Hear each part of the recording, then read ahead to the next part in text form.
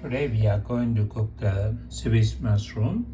Swiss mushroom has been slices into very nicely. So we have really bought the sliced Swiss mushroom. Then we are going to cook with onion, chilies, curry leaf, and the ginger and the garlic. And we will be adding a little bit of tomato sauce and chili powder, and also the fennel seeds. And so the Swiss mushroom is there, really very firm and very nice. The color of the Swiss is light brown. Sometimes they call it the brown mushroom, and they are relatively very firm mushroom.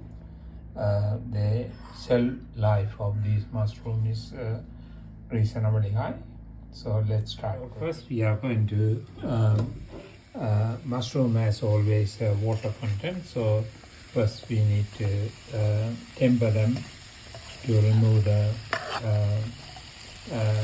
any water content. Especially the Swiss mushroom doesn't have much water content in them. Then we are adding a little bit of salt so that they can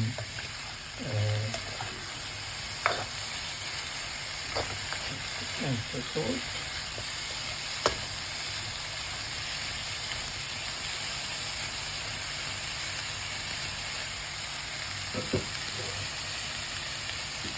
So this is the way that you dry out the mushroom when you cook the mushroom curry.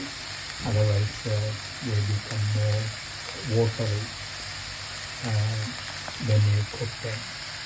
So now we are adding a little bit of tomato sauce to increase the tastiness, tangy taste to this mushroom curry. Mushroom curry is appear to be nearly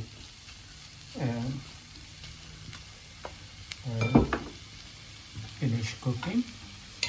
That's a Swiss mushroom curry has been completed and looking colorful, aromatic, and tasty.